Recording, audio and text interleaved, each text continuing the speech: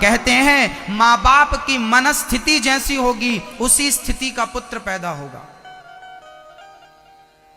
कई बार आप लोग कहते हैं हम पेट से थोड़ी सीख के आए हैं, ये बात आपकी गलत है।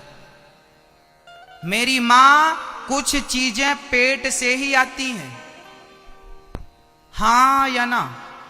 हमारे हिंदू धर्म में शास्त्र कहते हैं, हमारे यहां महाभारत में एक चर्चा है, वो चर्चा है कि जब महाभारत का युद्ध हुआ उसमें अभिमन्यु का नाम सुना होगा आपने। अभिमन्यु ने चक्रव्यूह में जाना कहां सीखा था बताइए? मां के पेट में चक्रव्यूह की बात समझी थी कि नहीं? चक्रव्यूह में जाने की विद्या कहां सीखी थी? याद रखना मेरी मां, स्त्री जब गर्भवती होती है तो केवल बच्चे को पेट में नहीं रखती, बल्कि बच्चे की पूरे भविष्य को आज वहां पर वो संस्कार के माध्यम से उसे रोपित करती है। देखिएगा पीपल का बीज कितना बड़ा होता है ये बताइए, बताइए। पीपल का दाना कितना बड़ा होता है? इतना सा, चींटी के बराबर। पीपल का इतना सा दाना होता है, उस इतने से दाने में इतना बड़ा वृक्ष छिपा रहता है कि नहीं? हां या ना? इतने से दाने में इतना बड़ा पेड़ छिपा है कि नहीं? छिपा है। और पेड़ बस नहीं छिपा, पेड़ के संस्कार भी छिपे हैं। पीपल के जैसे पत्ते होते हैं वैसे ही उससे पत्ते निकलेंगे। पीपल गर्मियों में जब पतझड़ में झड़ता है तो वही सिस्टम उसमें भी रहेगा, मतलब पूरा व्यवस्थित उस इतने से दाने में सब कुछ है, सिस्टम पूरा है। हां या ना?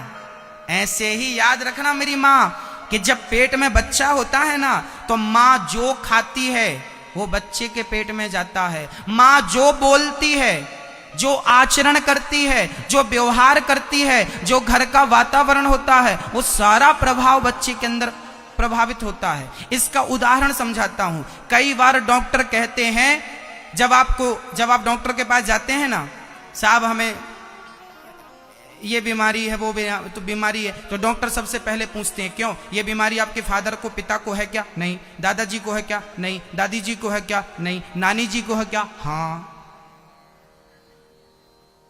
कई बार बीमारियां दादा से नाती तक आ जाती हैं, हां या ना? कुछ बीमारियां ऐसी होती हैं जो परंपरागत चलती हैं, हां या ना? ऐसा मैं नहीं कहता, मेडिकल साइंस कहता, डॉक्टर कहते हैं। हां या ना? हमारे बीच में डॉक्टर साहब बैठे हैं। हां, वो कह रहे हैं हां। बस मेरी मां, कुछ बीमारियां ऐसी होती हैं जो दादा से नाती तक पहुंच जाती हैं। यदि पिता की बीमारी बेटे को आ सकती है, यदि मां की बीमारी बेटे को आ सकती है, तो मां बाप के संस्कार क्या बेटे को नहीं आएंगे? मां बाप के पूरे संस्कार मां बाप के बच्चों तक पहुंचेंगे, क्योंकि मां बाप का खून ही तो बेटे का खून है। बेटे का ग्रुप क्या होता है? ब्लड ग्रुप या पिता के हिसाब का होता है या मां का होता है? यदि मां का ब्लड ग्रुप बेटे को आ सकता है, पिता का ब्लड ग्रुप मां को आ सकता है, पिता की बीमारी बच्चे को आ सकती है, मां की बीमारी बच्चे को आ सकती है, तो मम्मी पापा का क्रोध भी बच्चे के अंदर आ सकता है, मम्मी पापा की वासना भी बच्चे के अंदर आ सकती है, और मां बाप के अच्छे संस्कार भी बच्चे के अंदर आ सकते हैं। संस्कारों का बीज जन्म लेने के बाद नहीं, गर्भावस्था में बोना चाहिए। ये हम नहीं कहते, साइंस भी कहता है और शास्त्र भी कहते हैं। कयाधु भगवान का नाम लेती लेती गर्भवती हुई, इसलिए बच्चा गर्भ जब पैदा हुआ तो नारायण का भक्त पैदा हो गया। इसलिए हमारे भारत में कहा गया है कि गृहस्थों को शादी के बाद सबसे पहले आप भगवान का चिंतन करें।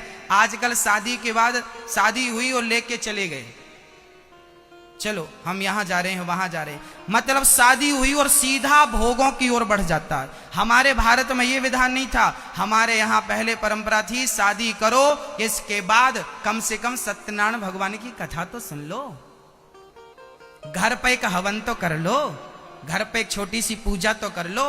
पूजा पाठ के साथ जब गृहस्थी की शुरुआत होगी तो तुम्हारे बेटे संस्कारी ही होंगे। माँ बाप का संस्कार यही है जो बच्चे को संस्कारी बनाता है। आज भोग प्रधान गृहस्थ हो गए। अब हम क्या करें? पहले भक्ति प्रधान गृहस्थ थे। पहले के मम्मी और पापा भगवान का भजन करते थे तो बच्चे भी भजन करते थे। आज मम्मी पापा आज भोगी हैं तो बच्चे भी उसी प्रकार के भोगी बन रहे हैं। पहले शादियां क्यों की जाती थी? केवल संतान उत्पन्न करने के लिए, अच्छी संतान पाने के लिए विवाह किया जाता था। और आज केवल भोग भोगने के लिए विवाह किया जाता है। से थिंकिंग ही बदल गई उसके पीछे। गृहस्थ जीवन किस लिए था और आज किस लिए हो गया है, ये समझने का विषय है।